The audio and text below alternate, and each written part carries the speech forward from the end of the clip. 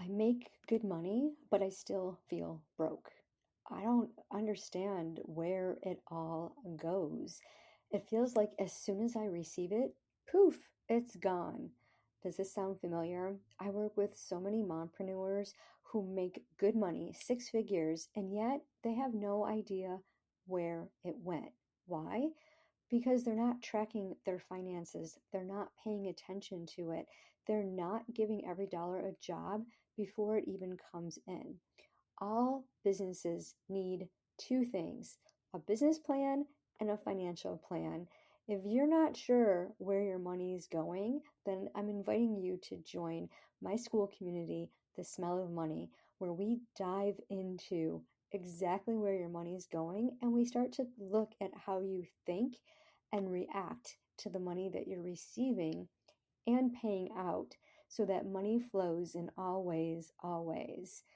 Join today. The link is in the comments. Cash flow, confidence, wealth. Welcome to iDateMoney. If you're making money but still wondering where it all went, if you're ready to organize your cash flow, build confidence with money, and create lasting wealth, you're in the right place.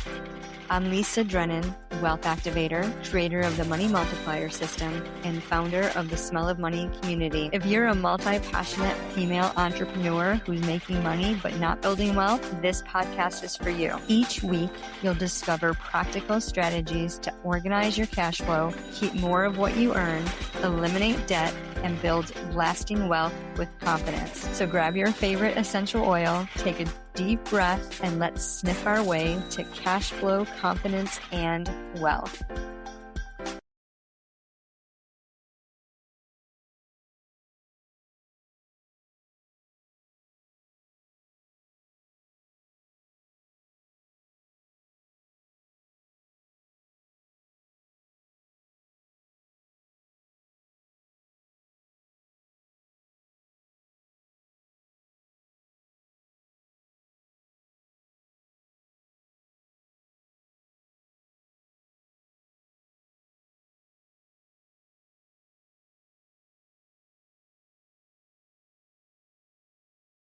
Feelings reminds me of that song. Remember that song from Frank Sinatra? Feelings. Okay, I don't sing. You all know that.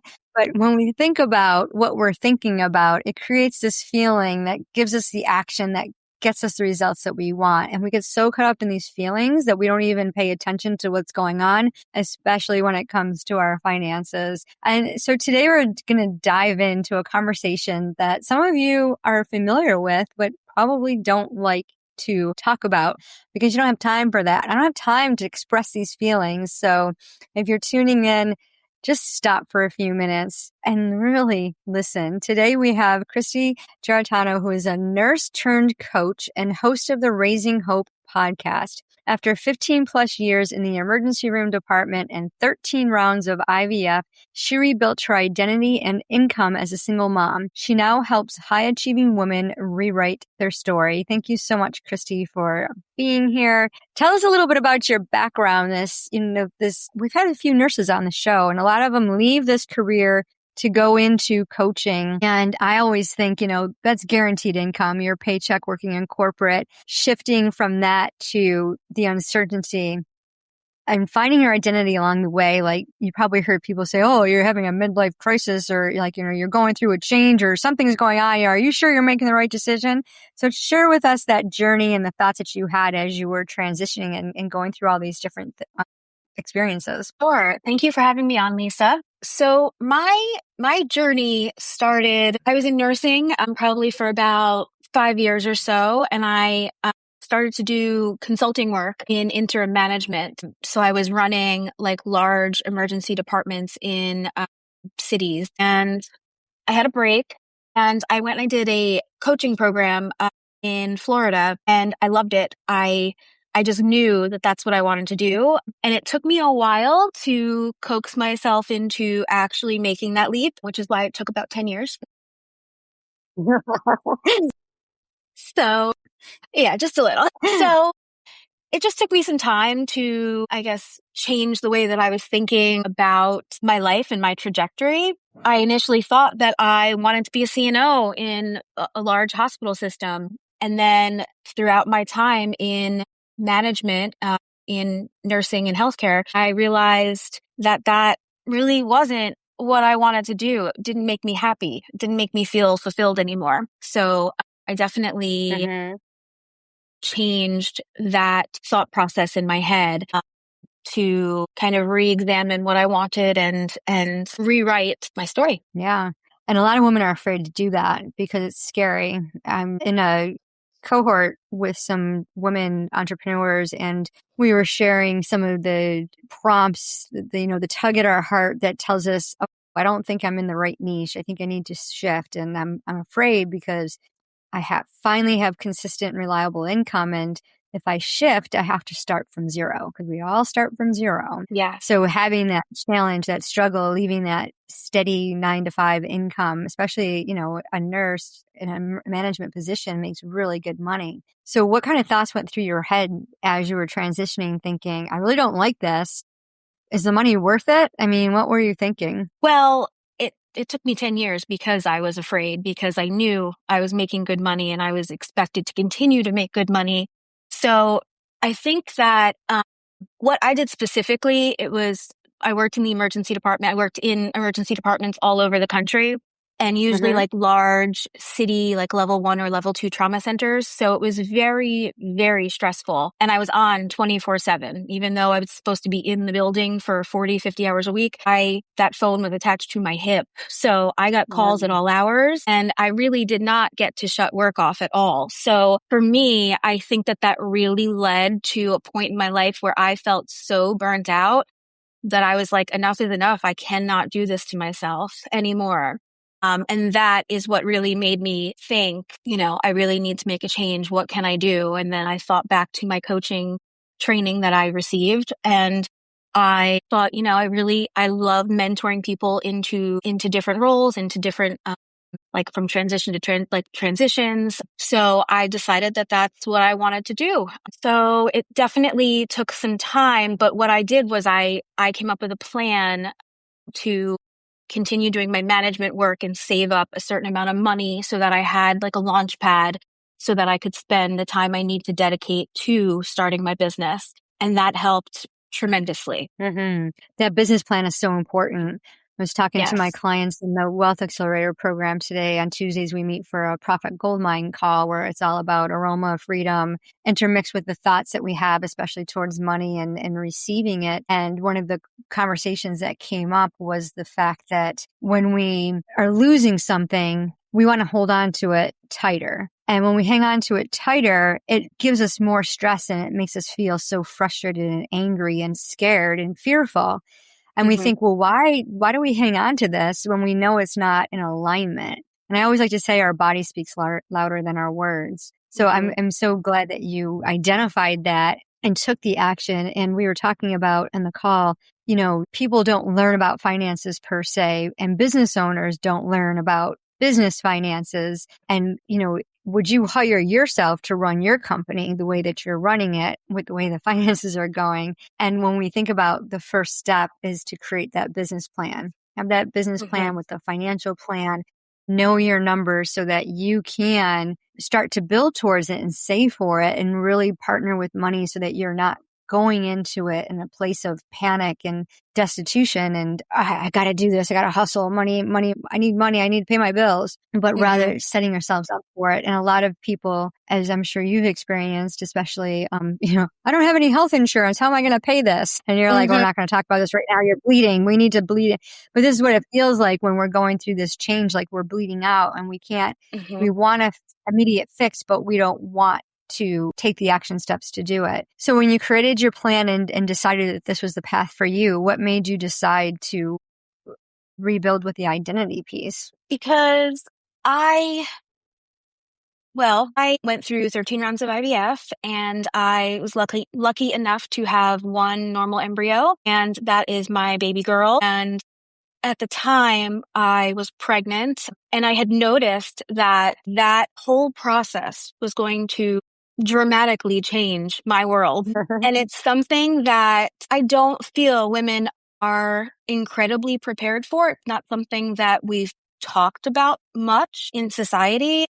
I think recently we're starting to have that conversation. I think it's great, but I definitely felt like I would have loved to have some of that support during that time period, especially like after having the baby and trying to get reacclimated to who I am now as a mother and also as a new mother building a business from scratch. So I really wanted to help people in a different way than I was when I was in the hospital.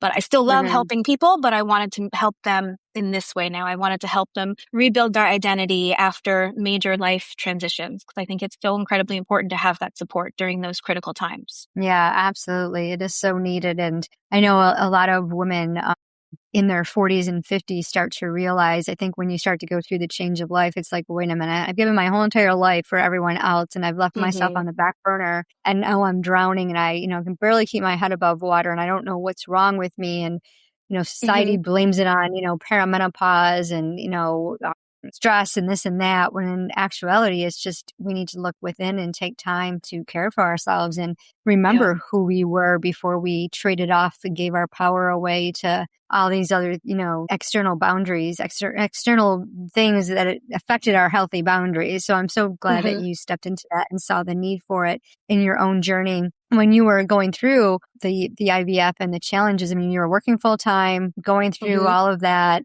How did you take care of yourself so that you could powerhouse through it? So I had a very difficult time with IVF. That's why it took 13 cycles just to get the one embryo. It did a lot of inner work. I focused a lot on meditation. I saw an acupuncturist. I made sure that I did stuff to nourish myself, my body, my mind, and to work on processing my past emotions and any past stuff that I didn't work on. I worked on at that point. I had a therapist that I saw weekly and I went to yoga. I want to say it was like 3 or 4 times a week. So all of that was to really help get my mind in the place that it needed to be in order for me to be ready to step into that next step. Yeah. And it probably helped you make the decision that you did to leave the nursing and step into your own business.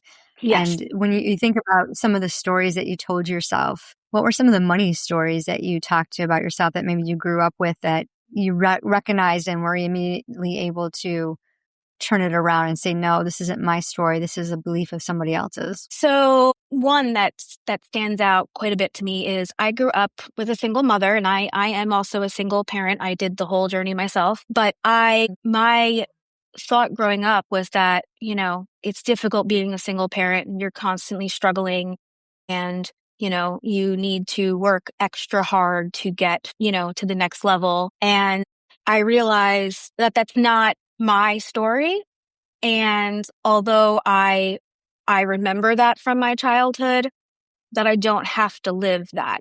And that's something that I worked a lot on, especially in the first 2 years that I've had my daughter, to get past that, because that was a major block for me. And I know that there are a lot of women, especially single parents or women that are going through divorce right now, that have had such a difficult time. Like they often feel like, I'm struggling. This is so hard. This is how it's going to be though. And it doesn't have to be that way at all. You can live an amazing life and be a single parent and have your own business or climb that corporate ladder. It doesn't need to be a struggle 24/7. So that was definitely a major hurdle for me. It was a major hurdle for me getting over what I had grown up thinking was how single parents had to struggle constantly to do better for themselves and for their family. And I worked greatly on that in the last few years. And I feel like I've gotten through that. It took a lot of reprogramming for me to recognize and understand that it's not me, it's not my programming.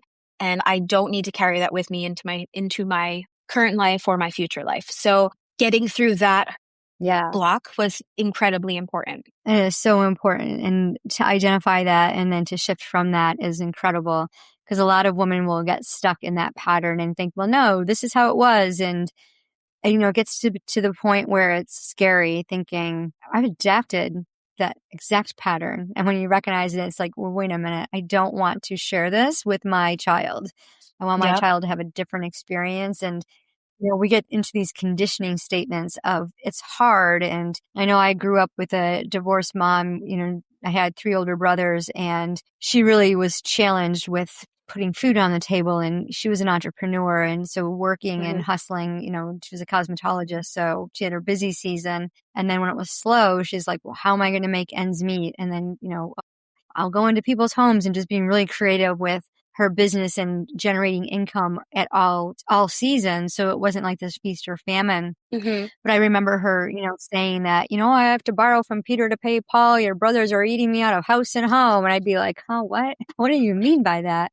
But there was Yeah. always this constant thought process of this struggle of it's hard, there's mouths to feed, there's bills to pay.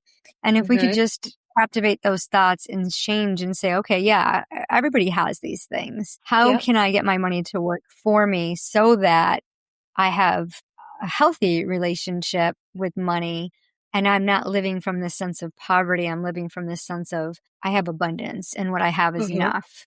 Because, true wealth means something different for each of us. What does true wealth mean for you? True wealth means having the time to spend with my daughter, feeling free and healthy and happy, and having just that love in my heart for my daughter, my family. Yeah, that's what it means to me to be wealthy. That's beautiful. I love that. And passing it on to your daughter is going to be such a beautiful transition for her as she grows and understands the concept of true wealth as well. So tell us a little bit about who you work with, how you help them, and what's the best way for our audience to connect with you. Sure. So I work with high achieving women who are working through transitions, or they know that something needs to change and they aren't quite sure how to go about that yet. I help them through that whole process. I can be reached. You can check out my website. It's KristyGiarratano.com. And I have some free resources on there as well. There's a free workbook and a free quiz that people can take to see where they are in their reinvention. Beautiful. Well, thank you so much, Kristy, for sharing that and telling us about the journey and how you've overcome and, just finding your identity and stepping into that person. Because so many people would have just stayed stuck and like, no, I have comfort, I have security, but being brave enough to take that next step and work towards something that is more in alignment. That's beautiful. And now you're turning around and helping other ladies do that as well. So for those of you listening, please check the show notes. If you're in that position where like, I know something needs to shift, but I don't know quite what it is, then go to Kristy's website, take that quiz and see where you're at. And maybe she is the coach that you've been looking for to support you through this time, because you can hustle, you can worry about money, you can complain about it and go make more, but it doesn't matter, because it doesn't matter how much money you have. It's what you do with it.